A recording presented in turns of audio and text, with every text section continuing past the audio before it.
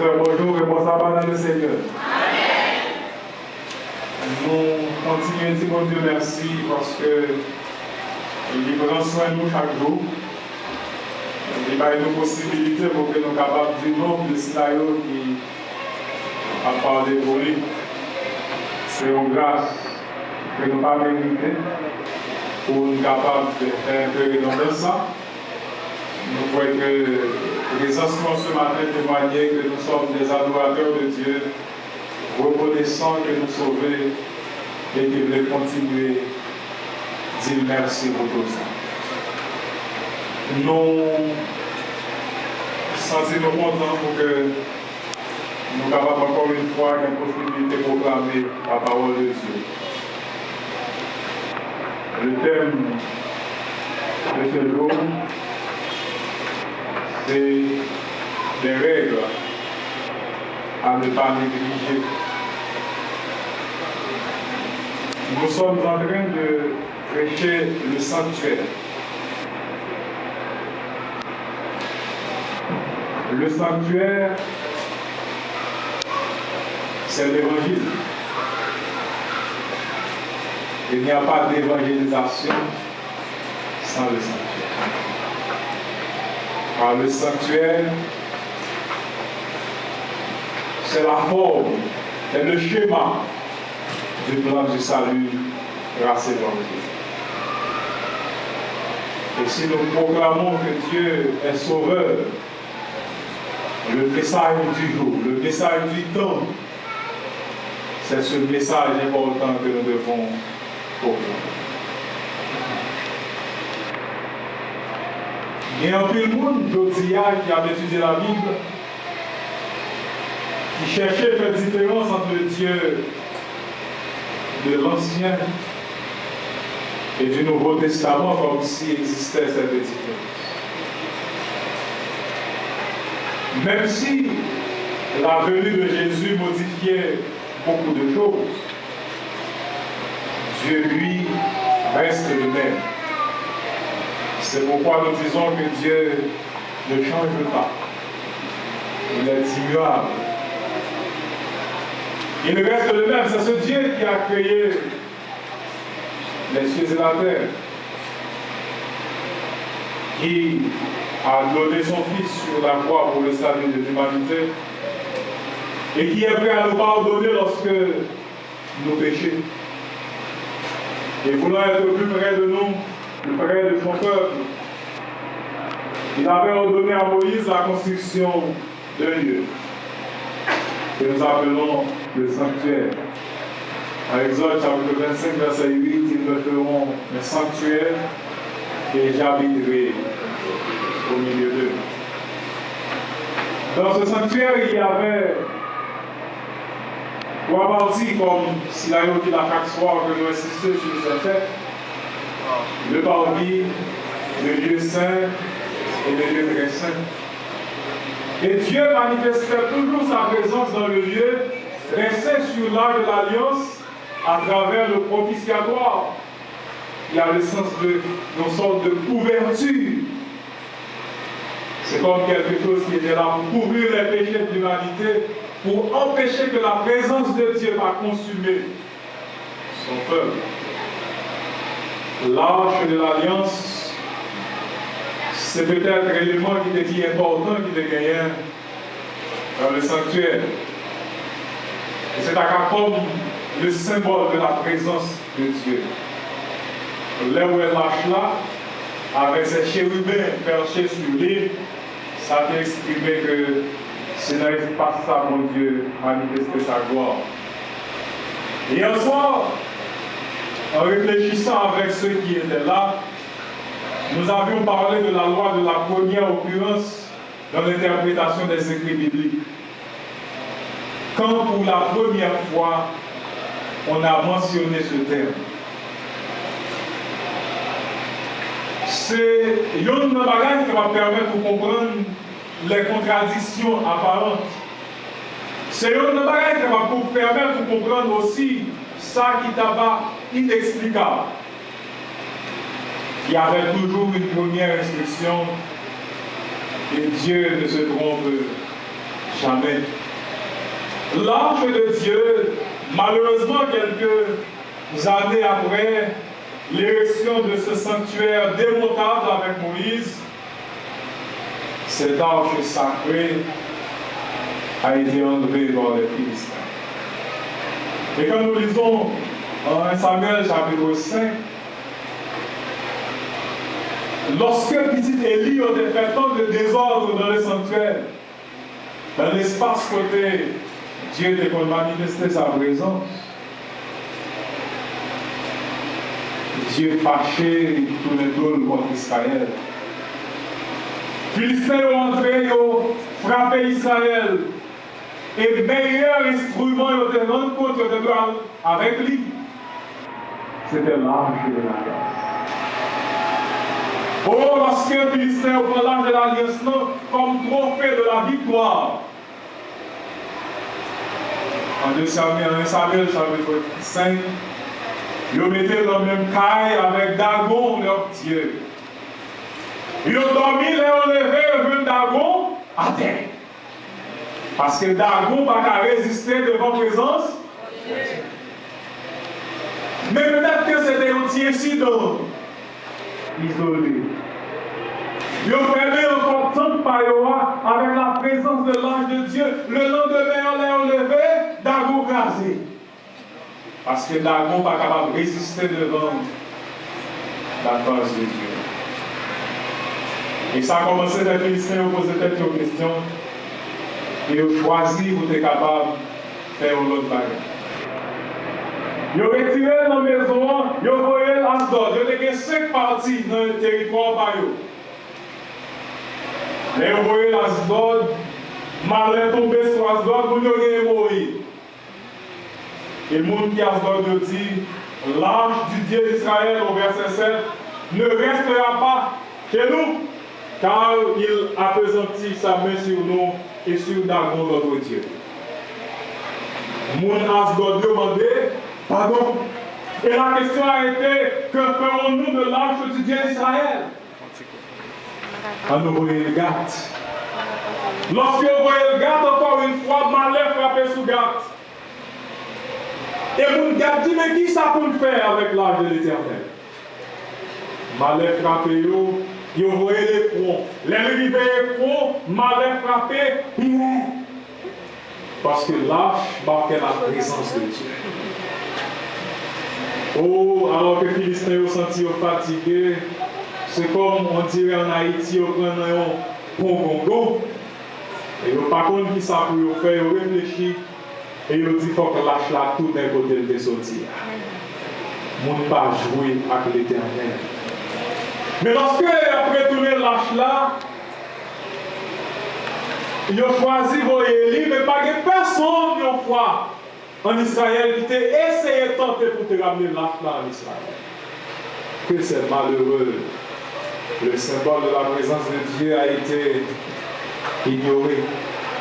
Et je voudrais lire pour capable corriger ça, que l'importance de l'arche là pour Israël était minime à cette époque.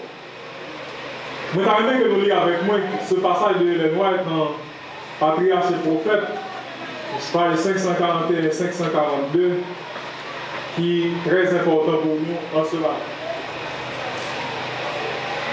C'est un peu petit, mais nous sommes capables de lire quand même. Dieu n'avait ni ordonné, ni permis que l'arche fût transportée sur le lieu du combat. Mais quand les Israélites qui comptaient sur elle pour remporter la victoire la virent portée par les fils d'Élie, ils poussèrent des cris de joie. C'est comme si victoire là dépend de l'arche là, sans qu'il y ait une relation profonde avec Dieu. C'est comme une idole. Avançons. Les Israélites ne voyaient pas que leur religion formaliste les privait de la présence de Dieu. L'arche était pour eux le symbole de la présence divine, mais ils violaient effrontément la loi qu'elle renfermait et contristaient le Saint-Esprit. Dans ces conditions, elle ne leur était pas plus utile qu'un sarcophage ou un coffret quelconque. L'arche n'avait pas sa vraie signification parce que on voulait tout simplement utiliser Dieu. La mauvaise utilisation du symbole de la présence de Dieu, c'est tout ce que Philistins ont enlevé. Et lorsqu'elle vient de fouette pour Philistins pendant ces 7 mois que nous sommes mentionnés, nous voyons élever Beth-Shemesh. Beth-Shemesh, c'est sur le territoire d'Israël. Mais ces hommes-là ne s'inquiétaient pas du fait que l'arche n'était pas présente. Ils étaient dans toute activité, ils ont moissonné le blé. Et lorsque l'arche arrivait, ils ont mettaient la tête et tout le monde a découvert sa gagne dans l'arche. Mais malheureusement, ils ont dérogé au principe. Et puisque il y a un bagage qui va marcher, bon Dieu frappait Beth-Shemesh. Et au moins 70 morts mourir. Et c'est à ce moment, en 1 Samuel chapitre 6, il a déclaré qui peut subsister en présence de l'Éternel, de ce Dieu saint. C'est comme si le peuple de Dieu venait, même gens avec la Philistine, pas capable de résister devant la présence de Dieu. Et vers qui l'arche doit-elle monter en s'éloignant de nous? L'arche de l'alliance symbolisait qui ça? la présence de Dieu. Et maintenant le peuple de Dieu dit, et vers qui l'ange doit-elle monter en s'éloignant de nous? Que la présence de Dieu s'éloigne de nous. On a peur de Dieu. Et là, je suis envoyé à Kirjat Jarim, chez Abinadab. Et dans le livre Histoire de l'Ancien Testament écrit par Aimé François James, il est dit que l'ange, il passait 83 ans la caille Abinadab. Nous posons peut-être une question, mais où était la maison de Dieu à cette époque? Environ 83 ans sans tabernacle. Au commencement du règne de David, maintenant, David voulait ramener l'arche là à Jérusalem. Il faut apporter l'arche de l'Alliance, ce symbole de la manifestation de la présence de Dieu dans la capitale d'Israël. Mais a-t-on pris le temps de penser comment ou t'as transporter l'arche de l'Éternel? Ils ont malheureusement violé les règles et cela a coûté une vie. De Samuel chapitre 6, le texte qu'on a lu pour nous, de Samuel chapitre 6, les versets 1 à 11. Lisons ensemble le texte de l'hésitation. David rassemble encore toute l'élite des hommes. Et David, avec tout le peuple qui était auprès de lui, se mit en marche depuis Baal et Juda pour faire monter de là l'arche de Dieu devant laquelle est invoqué le nom de l'Éternel, des armées qui résident entre les chérubins au-dessus de l'arche. Baal et Juda et Kirjat Jarim, c'est la même chose. Et notez bien ici qu'il est dit, Dieu t'est résidé entre les chérubins. Ils mirent sur un char de l'arche de Dieu et l'emportèrent de la maison d'Abinadab sur la colline. Uza et Arjo, fils d'Abinadab, conduisaient le char neuf. Ils l'emportèrent donc de la maison d'Abinadab sur la colline.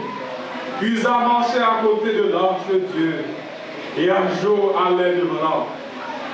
David et toute la maison d'Israël jouaient devant l'Éternel de toutes sortes d'instruments, des bois de cyprès, des harpes, des luttes, des tambourins, des cymbales et des cymbales. Lorsqu'ils furent arrivés à l'ère de Nathon, Uza étendit la main vers l'arche de Dieu et le saisit, parce que les meules la faisaient pencher. La colère de l'Éternel s'enflamma contre Uza, et Dieu le frappa sur place à cause de sa faute. Uza mourut là, près de l'arche de Dieu. David fut irrité de ce que l'Éternel avait frappé Uza de tel châtiment. Et ce lieu a été appelé jusqu'à ce jour Péretz Uza. David eut peur de l'Éternel en ce jour-là et dit, comment l'arche de l'Éternel rentrerait-il chez moi? Il ne voulut pas retirer l'arche de l'Éternel chez lui, dans la cité de David, et il la fit produire dans la maison d'Obed-Édom de Gath. L'arche de l'Éternel resta 3 mois dans la maison d'Obed-Édom de Gath, et l'Éternel bénit Obed-Édom et toute sa maison. Quand nous avons fait quelque chose pour Dieu, est-ce que nous pensons à qui règle que nous devons étudier? Si nous étudions le sanctuaire aujourd'hui, est-ce que ce n'est pas important que nous réfléchissions sur l'entretien, mais on fait une réflexion sur ce texte que nous venons de lire? Le texte commençait avec un ton très positif. David rassemblait des hommes de l'élite. Ce n'est pas n'importe qui, ce n'est pas comme la parabole des noces, où il est dit, allez partout et ramassez bon et mauvais. Mais ici, David ramassait les hommes de l'élite pour capable aller à char l'Éternel là, pour dire que là, c'est un symbole extraordinaire. Et on construit un char tout neuf. Un char pour aller grand large de l'Éternel. La réjouissance était au rendez-vous. Et c'est pourquoi certains sont tellement heureux de ce passage pour dire aujourd'hui que l'on a loué mon Dieu, c'est pour nous danser, parce que David devait danser.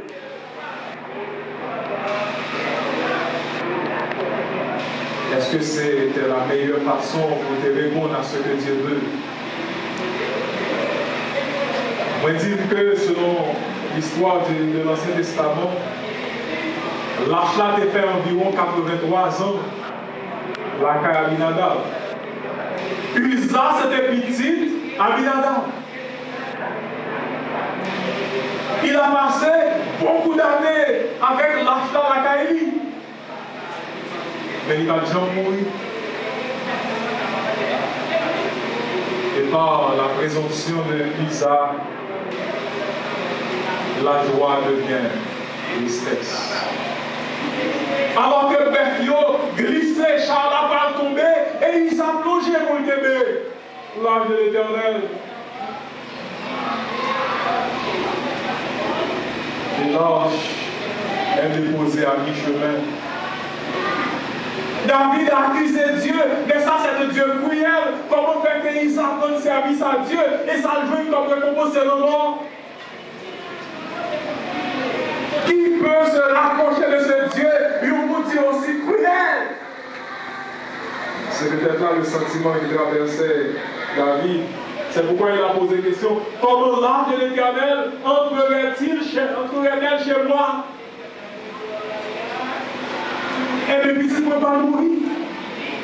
Madame ne peut pas mourir. Malédiction va tomber la caillou. C'est comme si la présence de Dieu représentait une malédiction. Mais David, quand même, pas de une fournette, parce qu'il dit, bon, quand même, quitter la cité de David là, on a le suicidé, on a le tué au Bénédon, parce que là, ça c'est malheur le côté. Il arrive en Philistin, il a un problème, il arrive à Bethshemesh, il a un problème, mais lui il est là, mais il a mouru à cause de l'âge là. L'âge ça c'est comme un symbole de malédiction.